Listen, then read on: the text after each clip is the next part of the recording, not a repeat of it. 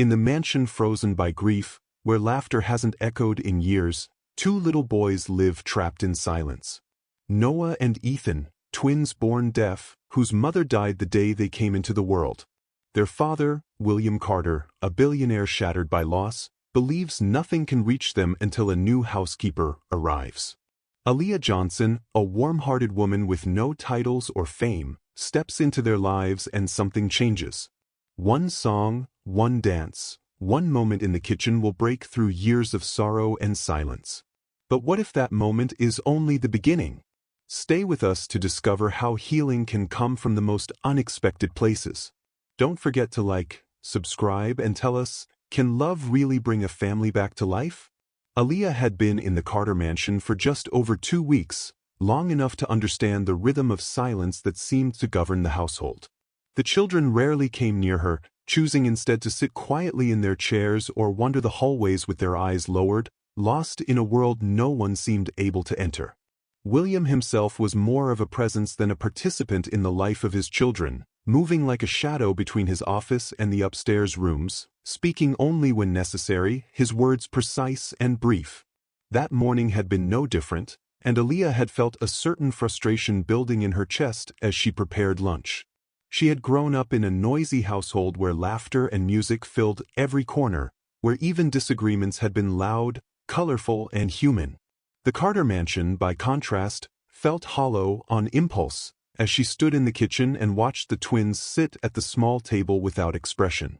She reached into her bag and pulled out the little speaker she always carried.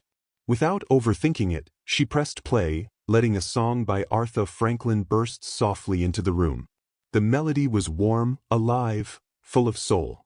She expected nothing, maybe even resistance, but instead something shifted. Noah looked up first, his brows furrowing, his lips moving as though forming a question. Ethan, sitting beside him, blinked rapidly, then began tapping his heel against the chair leg. The sound seemed to thread itself into them, and Aaliyah's heart jumped when a giggle, small and fragile, escaped one of the boys. Her instincts told her not to stop. She put the speaker on the counter and began to sway her hips in time with the rhythm, exaggerating her movements just enough to be playful.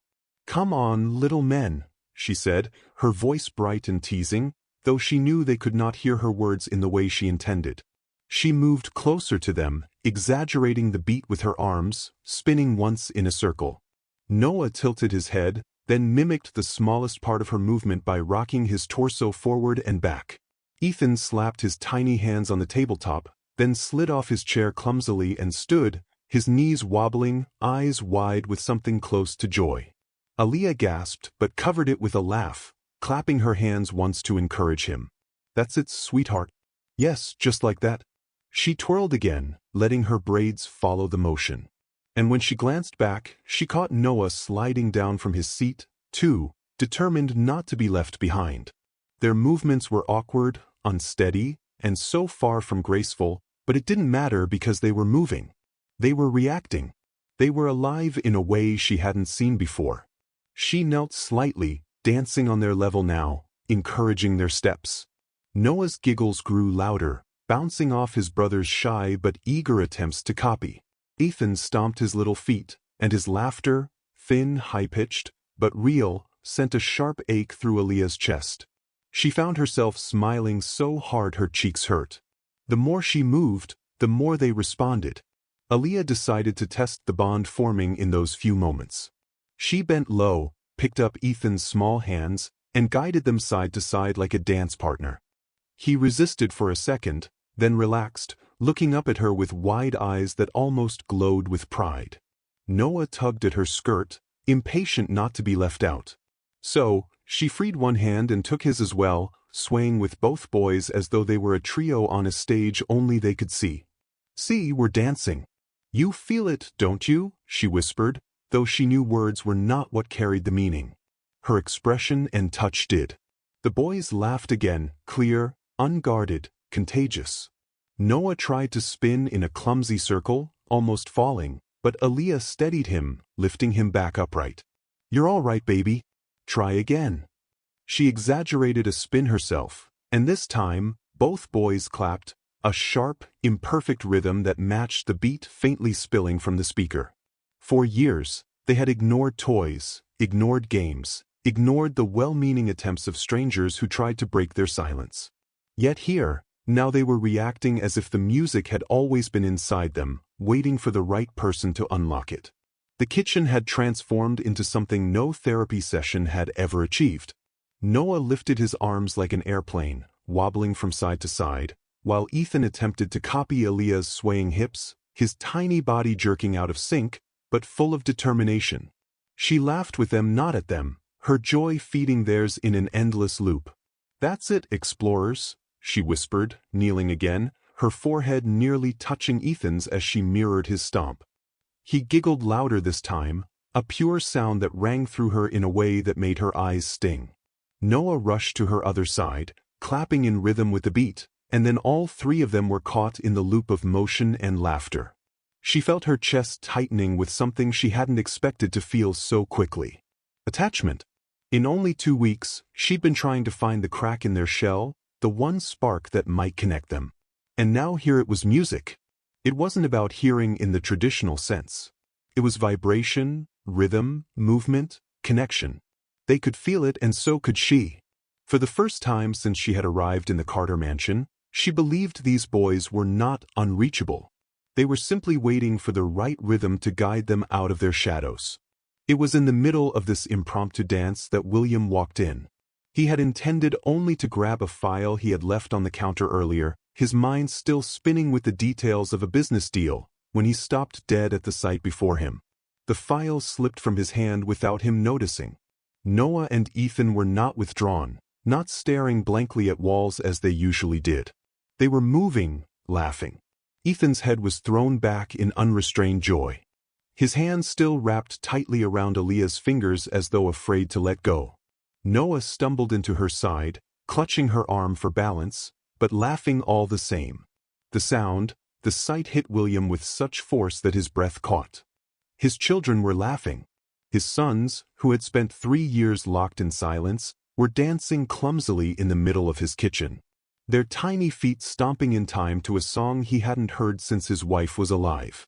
His chest ached with something violent, something long buried. He wanted to move, to step into the room, to demand how this was happening, but his feet refused.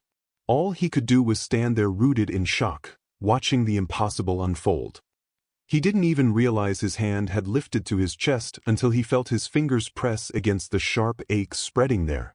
The scene before him blurred for a moment as if his mind couldn't process it. Aaliyah twirled once more, then bent low to look into Ethan's face, her smile radiant, her voice soft, though William could not hear the words over the rush of his own heartbeat.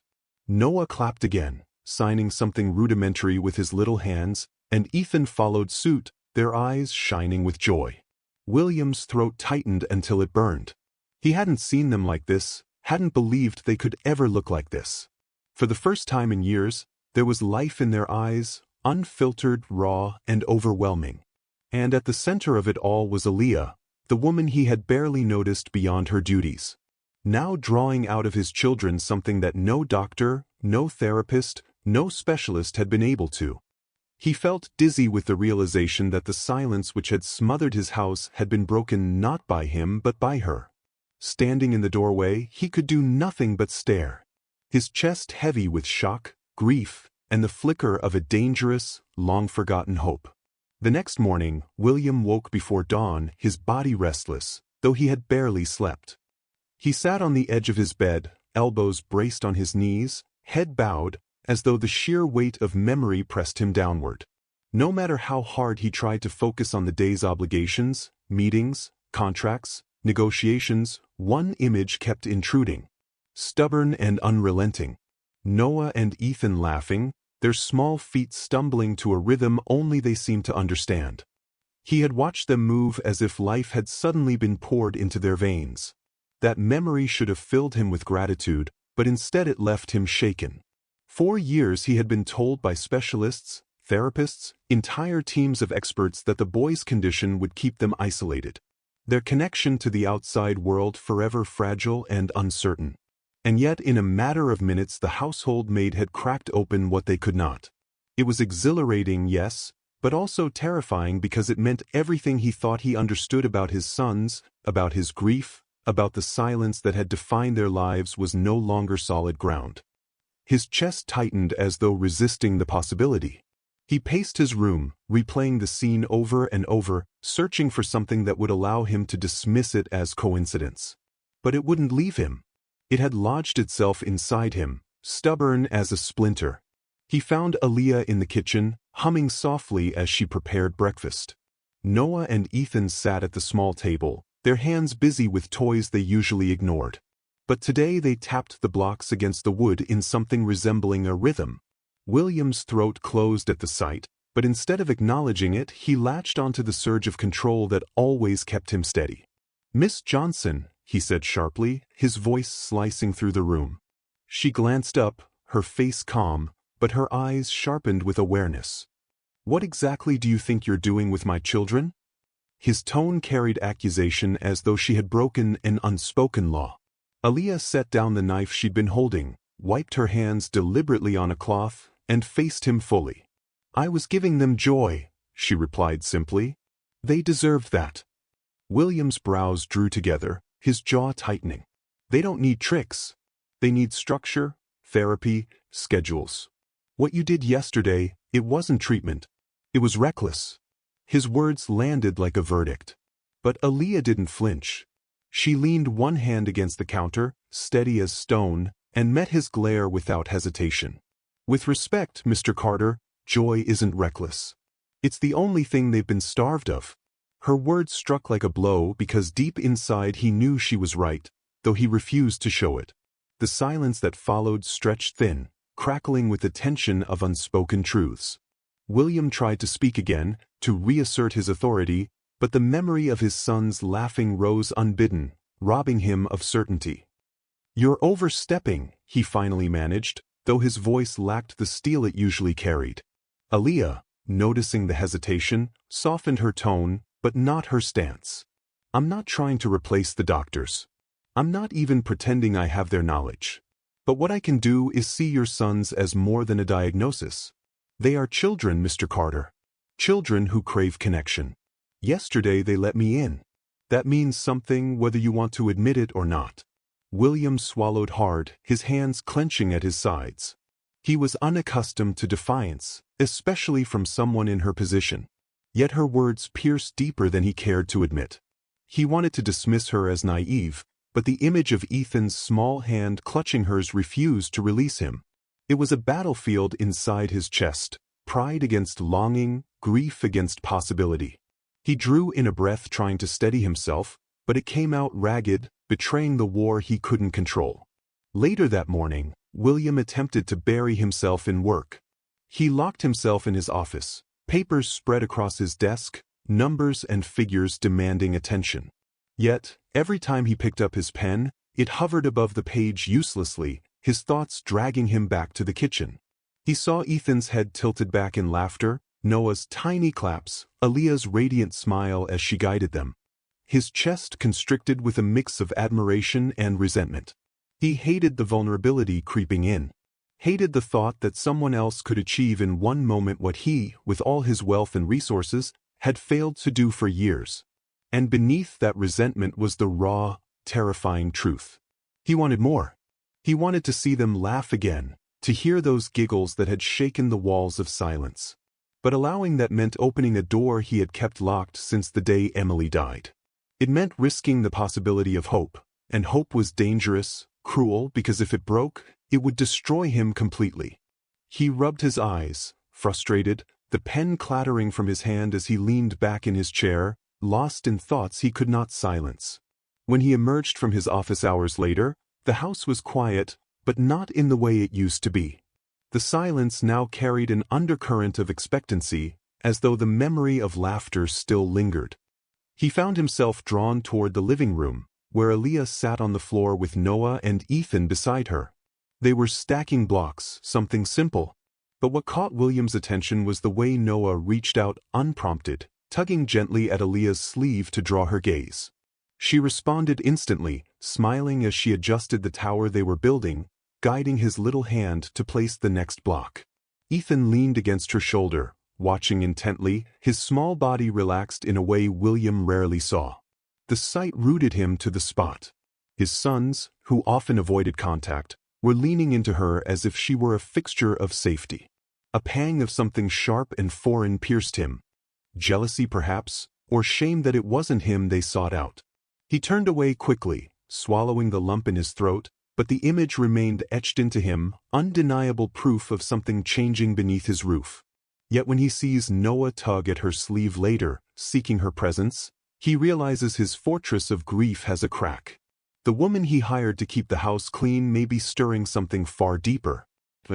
As days passed, the quiet routines of the Carter mansion began to shift, though not in ways William could have predicted.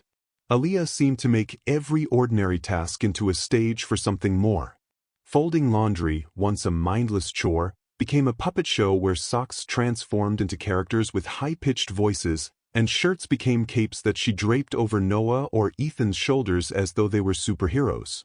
At first, the boys only watched, puzzled, their small eyes darting between the fabric and Aaliyah's animated face. But slowly, almost imperceptibly, their lips curled into smiles, their fingers twitching forward to grab the puppets for themselves. What struck William most was how intentional it all seemed. She never forced their participation. She let them approach in their own time, coaxing rather than demanding. "Mr. Sock says he's tired," she would say, sliding the sock across the folded pile. Noah's tiny hand darted out to snatch it, and Aaliyah laughed, clapping once as though he had won a prize. Ethan, not to be left behind, shuffled closer and reached for another piece of cloth. The house, for so long, weighed down by silence, filled with these small bursts of laughter that startled William every time he heard them from another room. Sweeping the floor was no longer a task to clear dust, but became a race that made Noah giggle so hard he collapsed onto the rug. Aaliyah would hold the broom like a baton and declare, "Whoever gets to the corner first wins." Ethan, unsteady but determined, would shuffle forward on his short legs, while Noah darted clumsily to keep up, their tiny feet thumping awkwardly against the hardwood. William once stood at the doorway, arms folded, trying to convince himself that this was chaos, unnecessary disorder in a house that thrived on structure. But as he watched his sons, flushed with effort, signing hurried motions at Aaliyah to continue, his stern expression faltered. Their laughter carried a rhythm that tugged at something in him he couldn't name. Emily had once teased him for being too serious, for never allowing life to get messy. Now seeing his sons collapse in laughter on the floor, clutching at Aaliyah's legs while she pretended to have lost the race, he realized how starved the house had been for messiness, for life itself. Even washing dishes, which William had never bothered to imagine as more than a necessity, became a spectacle. Aaliyah filled the sink with suds, blowing into them until bubbles floated into the air like shimmering balloons. Ethan let out a small sound, half squeak, half attempt at a word as he pointed upward, his eyes wide with delight. Noah reached for one, clapping his hands together to pop it, then laughed so hard he nearly toppled over. "Catch it! Catch it!" Aaliyah encouraged, her voice alive with energy as she dipped her hand back into the suds to release another stream of bubbles. William, standing in the hallway just beyond their line of sight, pressed a hand against the doorframe, his jaw tense. Pride swelled in him like a tide. Pride in his sons for breaking their own silence. Pride in Aaliyah for coaxing them into this joy. But alongside that pride came the sharp edge of guilt. Emily should have been the one standing there creating these moments. It should have been her laughter echoing alongside the boys, her hands covered in soap suds as she filled the kitchen with joy. Instead, it was Aaliyah. The thought was as painful as it was undeniable. Noah and Ethan began to trail after Aaliyah wherever she went, their once hesitant steps now purposeful. She bent to pick up a basket of laundry, and Noah toddled after her, pulling at the edge until she allowed him to carry one small shirt in his arms like a treasure. Ethan followed close behind, murmuring broken syllables that made no sense, but carried intent. "Duh," he mumbled, pointing at the basket, and Aaliyah crouched down immediately. "Yes, Ethan, that's your shirt. Can you say shirt?" He stumbled over the syllables again, his little face scrunched with concentration until Aaliyah beamed and ruffled his hair. William watched this from the landing above, hidden, but unable to tear himself away. His sons were speaking, not clearly, not fluently, but they were trying because she had given them a reason to. His chest tightened painfully. He wanted to rush down, to kneel beside them and celebrate each attempt, but guilt froze him. He had spent years drowning in work, in grief, convincing himself that silence was inevitable. To join now, when it was her who had opened the door, felt like theft, but Aaliyah didn't treat it as triumph for herself. Each time one of the boys reached for her, she gently redirected their attention back to one another. Noah, give Ethan the block. Ethan, your turn. She made their bond grow, not just with her, but between them. William noticed the change. The twins, once locked inside themselves, even from each other, now began to share. A block passed from one small hand to the other. A giggle answered by another giggle. Clumsy words bouncing back and forth. William leaned against the wall, his chest a battlefield. Pride in their progress wared with a haunting whisper that this should not be happening now, not like this. He could hear Emily's voice in his memory, laughing in their old apartment before wealth had hardened him, teasing that their children would be loud and unstoppable. She would never see this, never hear their first clumsy attempts at words. The wound of that truth split open wider. Every time he saw them laugh, what should have been pure joy carried thorns of pain he couldn't escape. William observed from a distance conflicted pride swelling, but guilt whispering that Emily should be the one to see this, not him. The echoes of his son's laughter awakened wounds he thought buried forever. Late one evening, after the boys had gone to bed and the mansion had fallen into its usual hush, Aaliyah lingered in the living room. She was tidying up toys the twins had left scattered across the carpet, smiling to herself at the thought that they had finally grown confident enough to play so messily. As she reached for a ball that had rolled beneath the sideboard, her eyes caught a glimpse of something tucked high on one of the upper shelves. Curious, she climbed on her toes, stretching her arm, and pulled down a silver frame, its edges dulled by dust. She wiped the glass with the hem of her sleeve. And there it was, a photograph of a younger William, smiling in a way she had never seen, his hand entwined with a radiant woman whose eyes sparkled with warmth. Emily. Even though she had never met her, Aaliyah felt she already knew her through the silence that lingered in the mansion and the heaviness in William's gaze. For a long moment, she simply studied the photo, touched by the tenderness captured within it. Quietly she returned to her task, but before placing the frame back where it had been hidden, she chose a lower shelf, one within sight of the twins. Something told her that they deserved to know this face. To see the love that had existed before them, to understand that their mother was not just an absence, but once a presence alive and smiling. The next morning, the change was immediate. Noah, wandering curiously through the living room, stopped suddenly before the photo, his head tilted as though he were trying to place the familiar curve of the woman's face. Aaliyah, sitting nearby, watched without interfering, giving him space to process. After a moment, he raised a tentative finger and tapped the glass, then turned to his brother. Ethan toddled closer, squinting at the image, and the two of them stood there in silence, small shoulders brushing. Then Noah, with visible effort, lifted his hands and shaped a clumsy sign. Mama. It was imperfect, hesitant, but unmistakable. Aaliyah's chest constricted, her eyes stinging with tears she refused to let fall. She crouched beside them, her voice hushed but warm. Yes, sweetheart. That's your mama. Ethan's little fingers fumbled to copy the gesture, though his movements were messy, broken pieces of meaning. Still, the intent was there.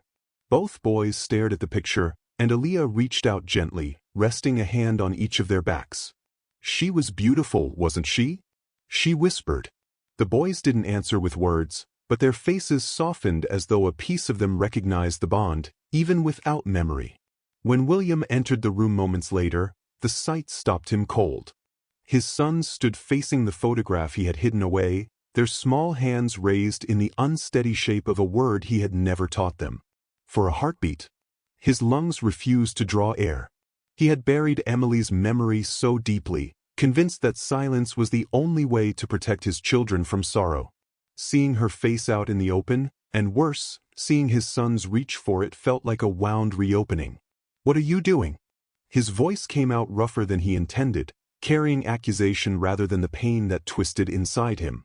Aaliyah turned, her expression calm, though her eyes reflected understanding. "They found her picture," she said softly. "They knew. They knew before I said a word."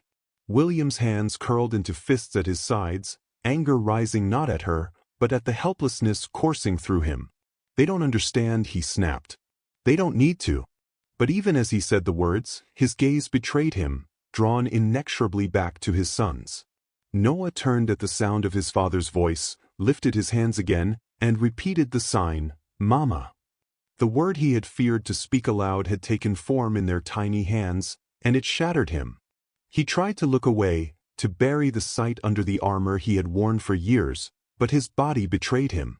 His throat burned, his eyes stung, and for the first time in longer than he could remember, he felt tears threaten. He had not cried since the day Emily died. Even at her funeral, he had remained stone-faced, convinced that holding it together was the only way to survive. Now seeing his children name her, claim her, he could no longer hold back. His knees bent as though the weight of memory forced him down, and he crouched beside them, his hands trembling. "Yes," he whispered, the single word breaking on his tongue. "That's Mama." Noah's face lit up at the confirmation, his hand pressing against the glass while Ethan leaned against William's shoulder, murmuring syllables that came out slurred but carried meaning. The moment should have broken him, but instead it carried something else. A thread of healing he hadn't thought possible. For the first time, he shared Emily with them, not as a ghost to be hidden, but as part of their story.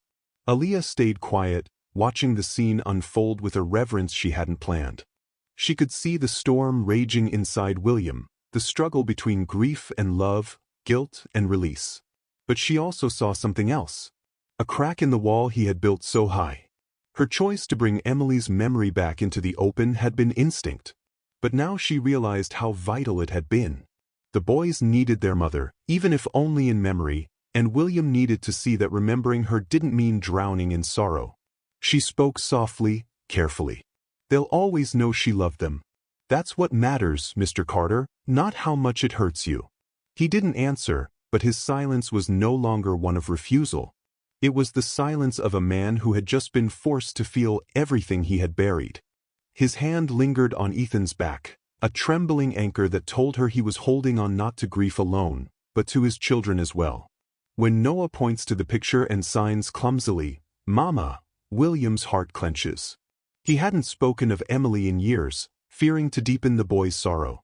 Aaliyah's quiet act brings her memory back into the house, not as a ghost of grief, but as part of the children's lives.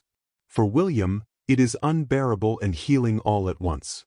One rainy afternoon, when the mansion felt especially heavy with its usual silence, Aaliyah gathered her courage to reveal something she had kept private for weeks. William had retreated to his office as always, pretending to work, though his thoughts were never far from the twins. When he came down to the living room, intending only to check on them, he froze at the sight of Aaliyah kneeling on the carpet, her notebook open beside her. Scribbles covered the pages, drawings of hands, arrows, repeated words. "What is this?" William asked, his voice caught somewhere between suspicion and confusion. Aaliyah looked up, her expression calm but tinged with nervous determination. "I've been learning something for them," she said softly. She turned toward the twins, who were watching her intently, curious about the strange movements she had been practicing. Slowly, with deliberate care, she lifted her hands and shaped them into a sign. "Play."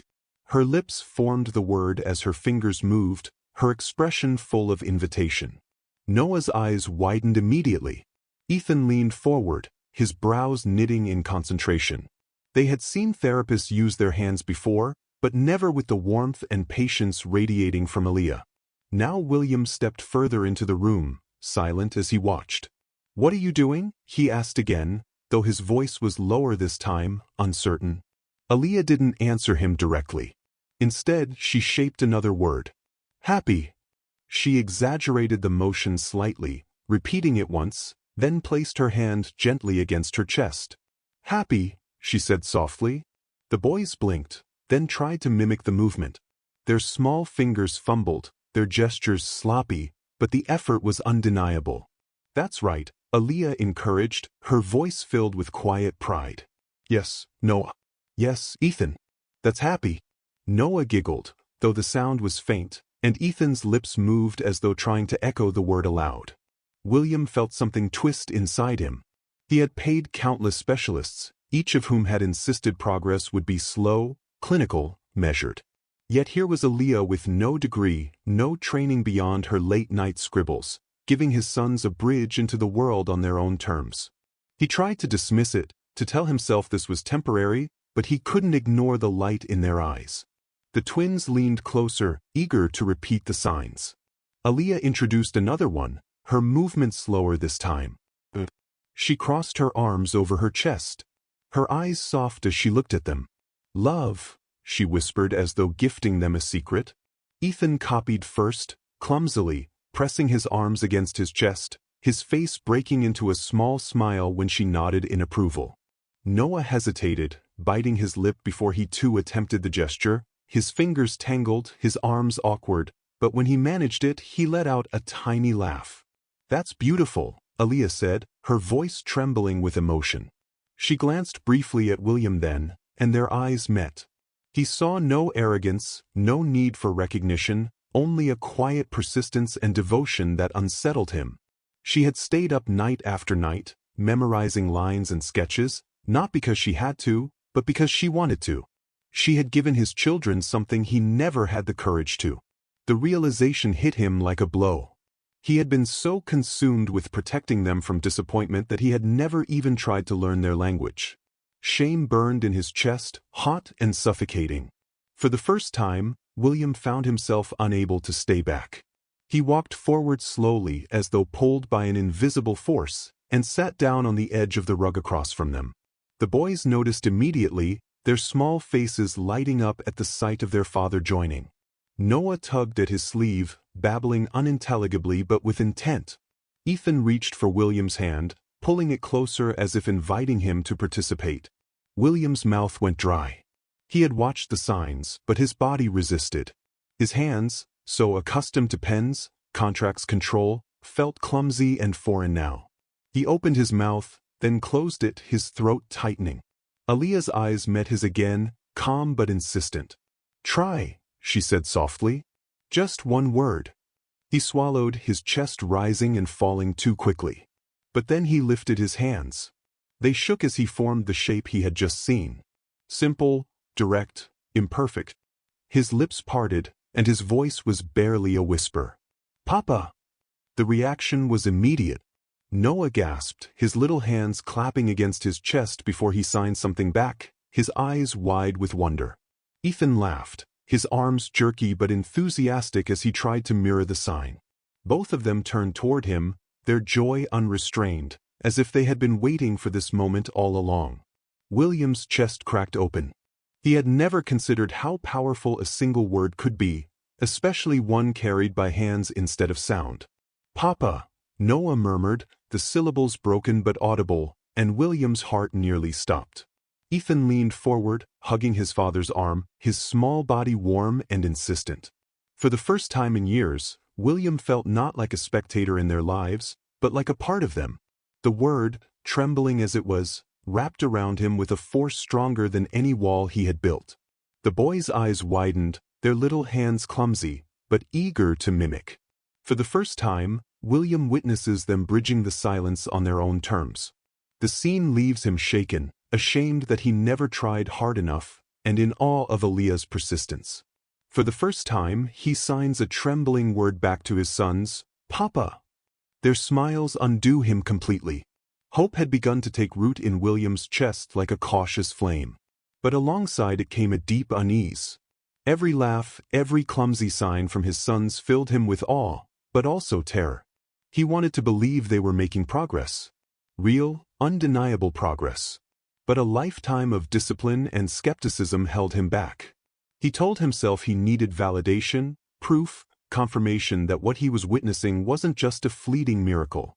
So when Dr. Harold Stein, a respected pediatric neurologist who had followed the boys since birth, scheduled a progress check, William saw it as his chance to finally anchor the fragile hope threatening to consume him. The morning of the visit he was restless, pacing the living room, rehearsing how he would present Noah and Ethan's new abilities. Aaliyah moved quietly around the house, sensing his anxiety. But when she tried to reassure him with a gentle, "They'll show him who they are," William cut her off with a terse, "We'll see." His jaw was tight, his hands clenched, his entire body braced for either vindication or disappointment. When Dr. Stein arrived, his presence carried the weight of authority William had always respected. The man's calm, clinical demeanor had been a comfort in darker days, though now it felt like a looming judgment. He adjusted his glasses, took notes on a pad, and greeted the twins with polite but detached warmth. William crouched beside Noah and Ethan, his heart hammering, and encouraged them to show what they had learned. "Go on," he whispered, his voice almost pleading. "Show, Papa. Show Dr. Stein." At first, Noah lifted his hands, hesitantly shaping a familiar sign, and William's chest surged with pride. But the moment he noticed the doctor's intent gaze, Noah froze, his little fingers faltering. Ethan, sensing the shift in energy, shrank back, burying his face in Aaliyah's side. William's throat tightened. "It's okay," he urged too forcefully this time. "Do it again. Show him." But the boys only clung tighter to Aaliyah, their bodies rigid with discomfort. The silence that followed was suffocating. Dr. Stein cleared his throat softly, jotting something down before speaking. "Mr. Carter," he began with measured patience. "Children often mimic gestures in moments of play. It doesn't necessarily indicate meaningful progress." William's head snapped toward him, his pulse roaring in his ears.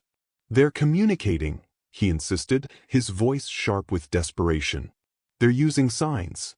They're laughing, engaging, things they've never done before."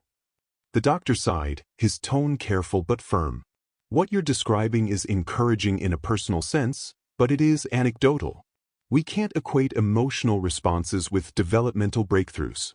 I don't want you confusing moments of bonding with measurable improvement. False hope can be damaging both for you and for them." Each word felt like a hammer striking the fragile structure William had been building. He glanced at his sons, now silent and withdrawn, and the ache in his chest sharpened into humiliation. He had paraded them like exhibits, desperate for approval, and under the scrutiny of science they had folded back into silence. As Dr. Stein continued his notes, William's emotions ignited into a storm he couldn't contain. Humiliation twisted into anger, and that anger, searching for release, turned toward the one person who had made him believe in hope in the first place. "This is your doing," he snapped suddenly, his voice cutting through the air like a blade. Aaliyah, who had been holding Ethan close, looked up in shock. "Mine?" she asked, her voice steady, but her eyes wide. William stood abruptly, his hands trembling with rage he didn't know how to direct. "You filled their heads with illusions, parlor tricks. You make them laugh. You get them to mimic you. And suddenly, you convince me they're changing. But when it matters, when it counts, they collapse back into silence. Do you realize what you've done? You've given me false hope." The venom in his tone was as much self-loathing as it was accusation. But Aaliyah bore the brunt of it all, her face tightening in hurt. For a long moment, the room was frozen, the twins clinging to her as though sensing the storm. Aaliyah rose slowly, her hands gentle as she reassured the boys, then turned her gaze to William. Her voice, when she spoke, was calm, but carried the weight of conviction. "Her hope is not an illusion," she said firmly. "It's the only thing that's kept them alive in here." She tapped her chest softly, then gestured toward the twins. "You think reports and charts will raise them? You think statistics will teach them to trust, to laugh, to look you in the eye? No, William. What they need is someone who believes in them. What they need is faith." Her words struck deeper than any medical assessment ever could. But William's pride wouldn't let him yield. His jaw tightened, his silence turning the space between them into a chasm. Aaliyah shook her head slowly, her eyes dimmed by the pain of his rejection. She gathered the boys closer, her body shielding them, and the message was clear. If he would not believe, then she would carry that burden alone. The rest of the day passed in a haze of cold distance. William retreated to his office, drowning himself in papers he couldn't read, his mind replaying the confrontation in a loop of shame and anger. He told himself he had only spoken the truth, that illusions would destroy them all. But deep inside he knew he had lashed out because the truth terrified him. Aaliyah, for her part, moved through the mansion with a quietness that was heavier than silence itself. She still cared for the boys with patience and love, but her laughter was gone, replaced with measured words and restrained gestures. Noah and Ethan noticed the shift, clinging to her more tightly, their eyes searching for reassurance that the bond they had begun to build had not been shattered completely. By nightfall, the house felt colder than it had in years, the warmth of the past weeks extinguished by anger and pride. Humiliated, William lashes out at Aaliyah, accusing her of giving them illusions. Aaliyah, hurt, reminds him that the boys need faith, not just reports. The confrontation leaves the mansion colder than ever. The fragile trust between them fractured. Days of tension stretched across the mansion like a veil, smothering every fragile spark that had been lit in the weeks before. William and Aaliyah barely exchanged words beyond the necessary, their silences sharp with the memory of their confrontation. He buried himself in his work, lingering in his office even longer than usual, though his thoughts rarely stayed on the documents in front of him. Aya, meanwhile, moved quietly through the halls, her laughter gone, her voice measured, as though every sound she made might fracture the fragile balance even further. The twins felt it most keenly. Noah and Ethan clung to her with more insistence, their little eyes darting to their father whenever he entered the room, sensing the distance they could not name. They still played, but their giggles were softer, rarer, as if afraid to disturb the cold air pressing against them. William hated himself for it, but pride and shame kept him from undoing the damage. Each evening, when the house finally settled into quiet, he replayed his words to Aaliyah, accusations thrown in a moment of humiliation, and wondered how he had allowed himself to wound not only her, but the boys who had trusted her so deeply. It was on a Thursday evening that everything shifted again. Dinner had ended, and Aaliyah was clearing dishes with the twins sitting idly nearby. Noah spotted her bag on the chair half open with the small portable speaker peeking out from the top. His eyes lit with recognition. Without hesitation he slid off his chair, toddled over, and pulled it free. Ethan followed, watching his brother curiously until Noah, with exaggerated care, set the speaker down on the kitchen floor as though he were unveiling a treasure. He pressed the familiar button, and music spilled out. Clumsy, a little distorted, but enough. Ethan's face broke into a grin, and before Aaliyah could react, both boys began stomping their feet in time with the rhythm, their movements awkward, but filled with unmistakable intent. They turned their little heads toward her, expectantly, eyes wide, bodies bouncing in an invitation she could not ignore. For a moment she hesitated, her chest tight with the memory of William's accusations. The sting of his words still fresh. But Noah's hands reached for her, his fingers clapping the rhythm, and Ethan echoed him with a high-pitched laugh. The hesitation melted. With a deep breath, Aaliyah let herself step into the circle the boys had created. She bent low, her hands sweeping theatrically as she spun once, then stomped her own feet to match theirs. Their laughter came instantly, bubbling up like a spring that had been waiting for release. Noah squealed with joy, bouncing harder while Ethan mimicked her exaggerated motions, his tiny arms flailing as he tried to copy her spin. "That's it, baby," she laughed, though her voice trembled with the relief of feeling them alive again. She crouched lower, meeting their eyes, exaggerating every move to feed their energy. And soon they were all three stomping together, the music vibrating through the floor beneath them. The fracture that had divided the household seemed to soften in those moments, as if the sound itself had the power to knit the pieces back together. Aaliyah found herself smiling so hard, her cheeks ached, her heart bursting with gratitude that the boys had chosen her again, even after the days of silence. William had been in his office upstairs, telling himself he would not interfere, that he would let the evening pass like all the others. But then he heard it. Faint laughter, clapping, the unmistakable sound of life spilling back into the house. Against his better judgment, his body moved before his mind could stop him. He descended the stairs slowly, each step tightening the knot in his chest until he reached the kitchen doorway. The sight before him stole his breath. Noah and Ethan stomped in unison, their eyes shining, while Aaliyah spun in their midst like a beacon of joy. For an instant, William felt the sharp pang of guilt again. But then something extraordinary happened. Both boys turned toward him, their little hands rising in unsteady gestures, signing clumsily but clearly, "Dance, Papa." William's heart lurched so violently he thought his knees might give out. His sons had never invited him in like this. Never looked at him with such open expectation. For a moment panic gripped him. What if he couldn't do it? What if he looked foolish, clumsy, incapable? But their hands kept signing, their eyes locked on him, waiting. Aaliyah turned too, her face soft, silently urging him forward without a word. He swallowed hard, feeling the weight of years of grief pressing down, but then he stepped into the room. He raised his arms, awkward and unsure, and swayed in rhythm with them. His movements were far from graceful, but the boys' reaction erased every doubt. They squealed with delight, stomping harder, their laughter echoing through the kitchen until William could no longer hold himself back. He crouched low, mimicking their motions, spinning with them, letting himself fall into the silliness of the moment. For the first time, he wasn't the billionaire or the widower or the man defined by failure. He was simply Papa. His knees weaken, but for the first time he obeys. Not the billionaire, not the broken widower, just a father swaying awkwardly with his sons. The fracture begins to heal in rhythm and laughter. Sleep had become a stranger to William more nights than he cared to count, but this night felt particularly restless. Even after the dance in the kitchen, even after the warmth of laughter and small miraculous signs from his sons, something inside him remained unsettled, unfinished. Hours after the boys had been tucked in, and Aaliyah had quietly retired to her room, he wandered into his study, drawn not by obligation, but by something deeper, older. The desk stood in quiet command of the room, untouched for days.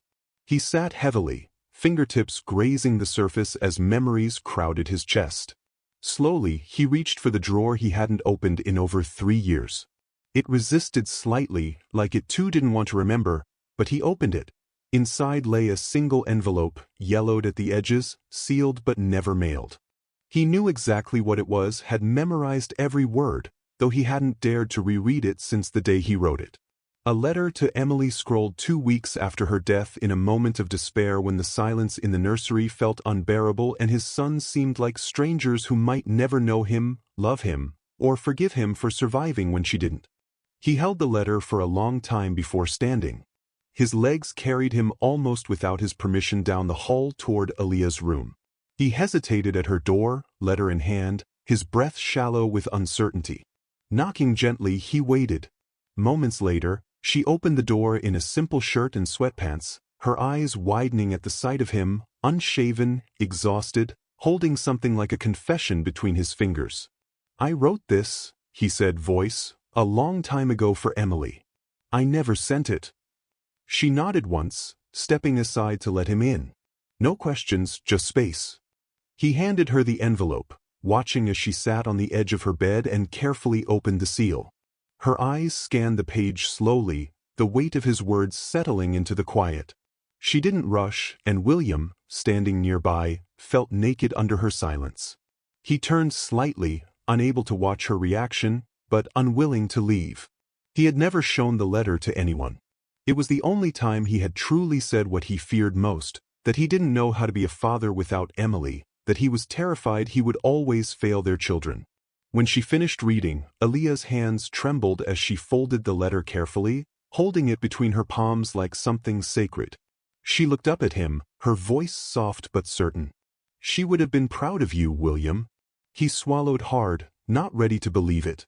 But she continued, "Not for the empire you've built. Not for the money. She would have been proud because you're still here. You stayed. You tried. You're trying." He lowered his head, the emotion in her words crashing into the vulnerable place the letter had opened. She rose and stepped closer, placing the letter gently back in his hand. "You didn't give up on them or on yourself." His fingers curled around the envelope, clutching it like it might fall apart if he let go. Then she reached out, cupping the side of his face, not romantically, but tenderly, with a reverence that startled him. He leaned into it before he could stop himself, closing his eyes. "You were never supposed to be enough alone," she whispered. "No one is." And in that moment he let her see the pain he had kept so expertly buried. Neither of them spoke for a while after that. She sat beside him on the bed, close but not touching, their presence enough to fill the space where words would have only cluttered the truth.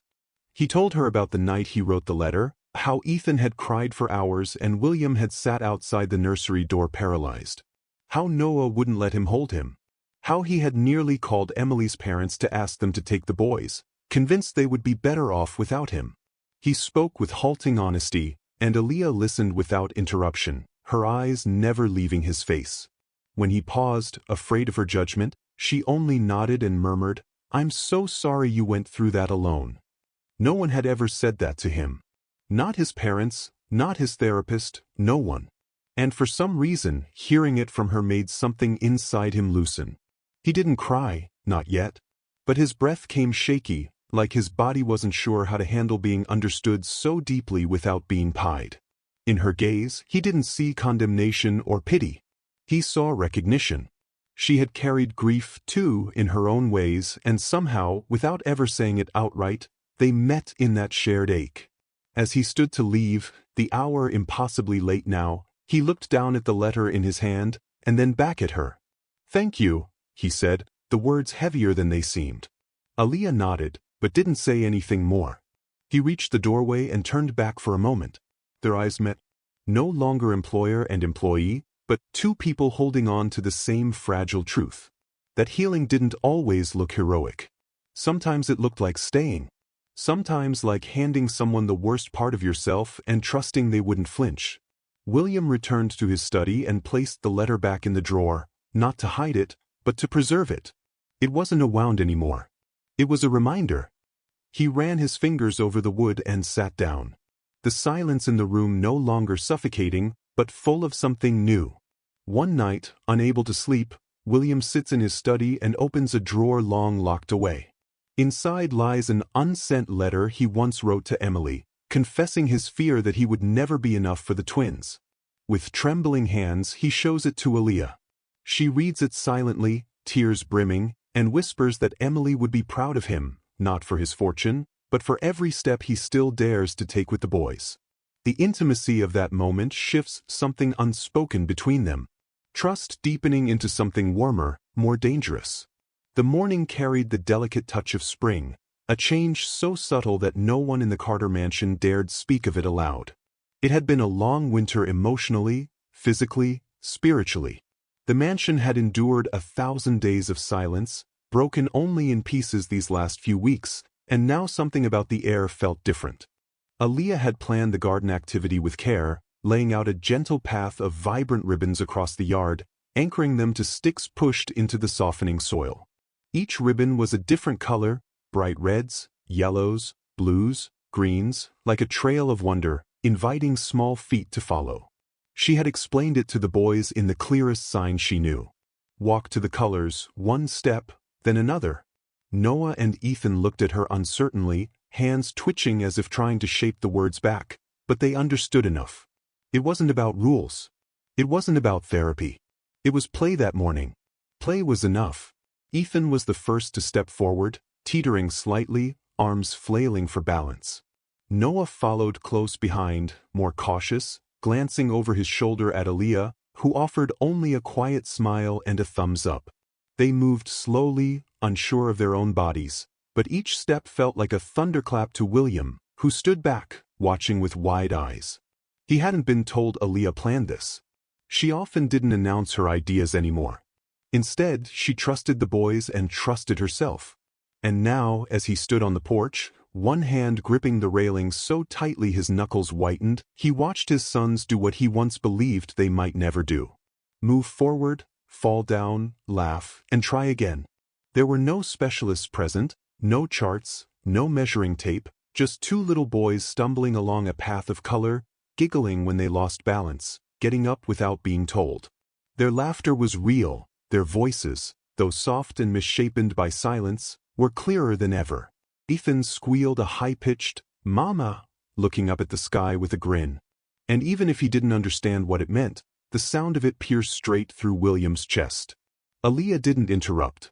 She merely followed at a distance, ready to catch, but never hovering. Occasionally, she signed encouragement. "You're strong. Keep going. I'm proud of you." And the boys responded with half signs, half movements, their fingers slow but learning. William stepped down from the porch, drawn forward almost against his will. His feet moved on instinct, the need to be close, overriding the caution that had defined him for too long. As he neared the edge of the path, Noah turned unexpectedly suddenly and looked straight at him. There was no fear in his eyes this time, no shyness or retreat. Instead, he raised both hands and signed as best he could, "Come, Papa." The motion was imperfect, but William understood every bit of it. The breath left his lungs as if he'd been punched, not from pain, but from something greater, something purer. It wasn't a command. It wasn't even a plea. It was an invitation. And William, whose soul had been wrapped in silence longer than his children had been alive, stepped forward. He didn't walk. He ran. Not gracefully, not with the presence of the businessman or the elegance of the man the world assumed he was. He ran like a father, desperate to meet his children on the ground where their joy lived. Kneeling, arms open, he gathered them both into his chest. Noah's fingers tangled in his shirt. Ethan leaned his forehead into William's collarbone. He wasn't sure when the sob escaped, but it came raw and uncontained, the kind of cry that had no beginning and no clear end. He didn't try to stop it. Neither boy flinched at the sound. On the contrary, they seemed to lean closer, arms tightening around his shoulders as if they too understood that this was what love sometimes looked like. Messy, loud, imperfect, human. William kissed their foreheads one after the other, signing the word for love over and over. Not because he doubted they knew, but because he needed to say it, needed them to see it and feel it and carry it forward always. Aaliyah stood a few feet back, her hand pressed to her chest. She didn't move, didn't intrude. Her eyes shimmered, but her expression held only stillness, witnessing, not interfering. She understood deeply that this was not her moment to enter, but rather to honor. And yet without her, the moment wouldn't exist. William looked up at her over the boys' heads, their gazes locking in quiet reverence. He didn't say thank you. There were no words for that kind of gratitude. But she saw it. It lived in the way he held his children, in the way his body folded to fit theirs, in the way his pride had finally given way to something far more sacred, belonging, the kind that wasn't built in courtrooms or hospitals or boardrooms, but in laughter and falling and rising again. In ribbons tied to sticks, and two boys daring to move through a world they were once afraid of, and in a man who had finally chosen to follow them. As spring approaches, the twins surprise everyone.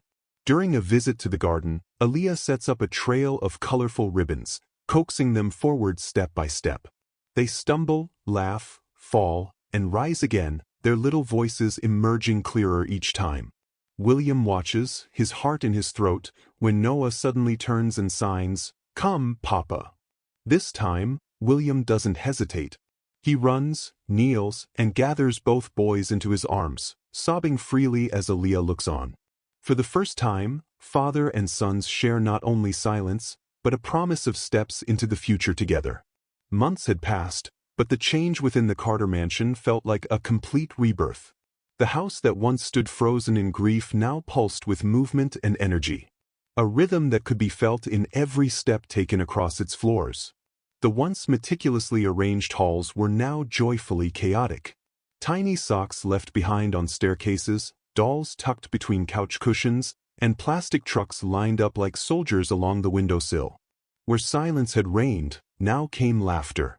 Imperfect, broken in places, but unmistakably real. The boys no longer clung to shadows or hesitated before entering rooms. Instead, they ran freely, signing quickly and sometimes messily, but always with intent, always with joy. They'd come into their own, and in many ways so had William. He no longer watched from the periphery.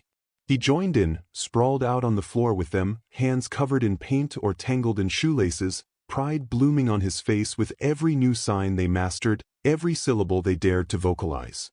And Aaliyah, No longer just the warm presence who made the house run, was the quiet current beneath it all, guiding without force, shaping without control, becoming something essential. On a particularly warm evening, William decided, without announcement or fanfare, that they would host a small garden gathering.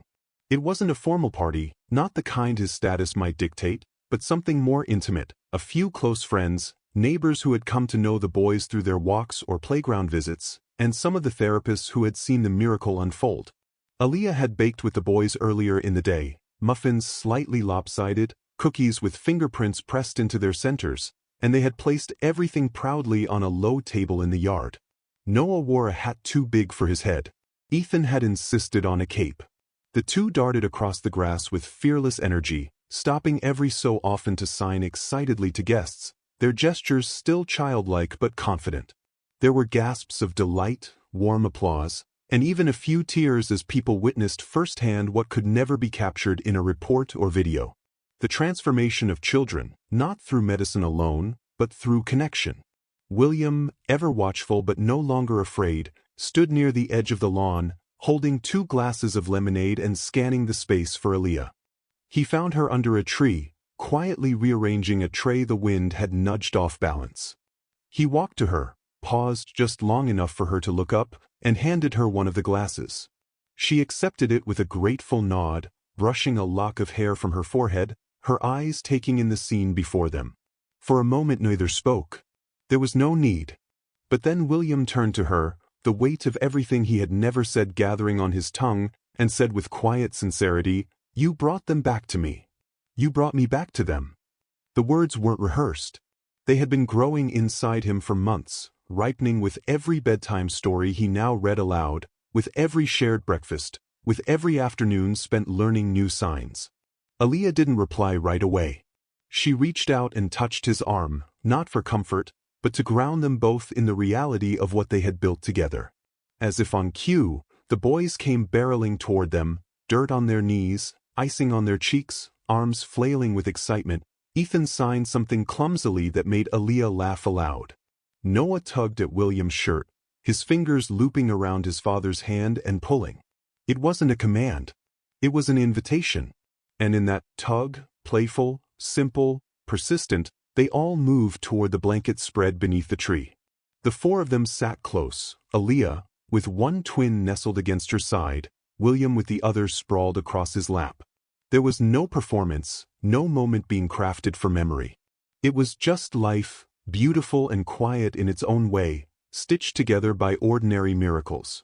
They passed cookies around and the boys traded pieces like secrets. William leaned in to whisper something to Aaliyah and she chuckled, her laughter mixing with the sound of the children's joy.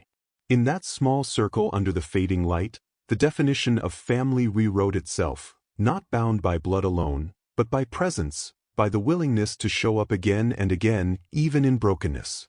William had once believed his mansion stood as a monument to all he'd achieved.